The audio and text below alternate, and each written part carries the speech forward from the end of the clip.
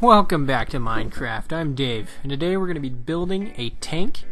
So, as you can see, we have a few different blocks in the inventory. The first one that I use is a cobblestone. I'm also utilizing bedrock, and I'm going to be utilizing some stone stairs here in a second. What I'm doing here is I'm counting back 10 blocks. The length of the track system for the tank, which is what I'm building right now, is 10 blocks. So as you can see, I've thrown down cobblestone at 8 blocks apart, then threw a bedrock on top of it, then I laid down steps in between, and I laid down some bedrock in intervals between. Now on the end, on either end, I'm putting a stair in upside down. So this kind of makes your track design for the actual tank so that it can move if it was real.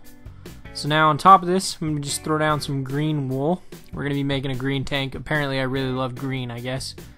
I'm just speeding it up on this side just to show you what it looks like. I didn't want to take a lot of time with showing the same thing over again. So now you can see we have the tracks completely done. So they're finished. So now there's two different ways you can make the track have a little bit of detail. The first is to put a button on each bedrock, but I personally don't like that. What I think looks better is if I actually do the rims like I typically do with an item frame and a silver block. I think it looks better, it gives it a little more detail, and it's a bit better design in my opinion. So that's what I did.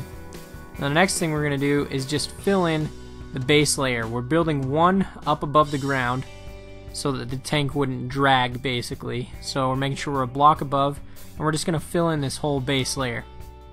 Then we're actually going to be building up above, build the tank up. So along the back, we're only going to put one block on either side and leave a 3 block gap. We're going to fill in the next row. Now on the front, we're going to leave the whole first row empty. We're going to put 3 in the middle and leave the edges blank.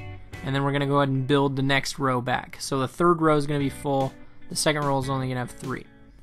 So now this inner rectangle, we're going to fill it in the whole way around it. So that'll only leave you with a 3x3 block, basically square in the middle. Now we're going to build up above it what would be a 5x5 square with the corners knocked out. So it ends up being 3 blocks around that entire 3 block square in the middle, as you can see. We're going to fill in the top except for one spot, which is going to be our opening so that you can actually get into the tank. So as you can see, we're really starting to get a really nice design here. You can really see the tank coming together. We got the tracks done, we've got the main body done. Now I'm just adding a little bit of detail. I'm just using some stone slabs kind of on the top where we're going to put the door, along the front in that gap, and then on the back. This is just detail. That's all this is. Nothing crazy about it. Throwing a couple ladders on the back. Again, more detail. Throw a couple on the front, and I'm also going to put a vent cover on the front on either side. Again, just detail. Nothing crazy.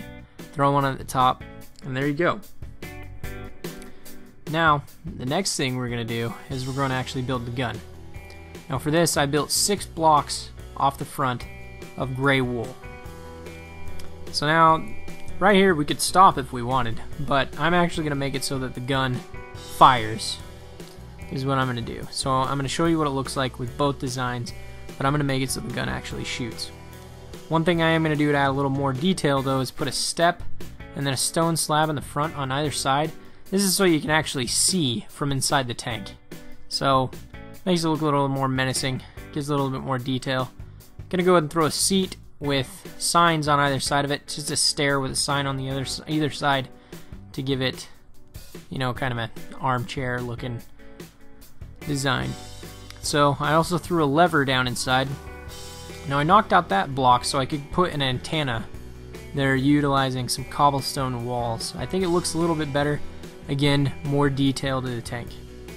We threw a dispenser on the front here. I'm just going to load it with a few stacks of arrows so that I can shoot it.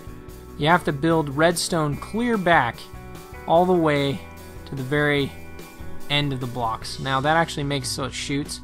You can hear it there, but I actually wanted to show you it shooting, so that's why I came and threw a switch out here, but we'll break this switch. You can see the redstone activates and shoots out the dispenser. This is the design for it, where it shoots. You can see the redstone along the top. That's the only thing that sucks about it, is the redstone along the top. I hope that you find this interesting and plan on using this. Please, by all means, if there's any build that you want to see or you want me to teach you how to make something, let me know in the comments. As always, it's been a pleasure. Remember to like and subscribe, and take care.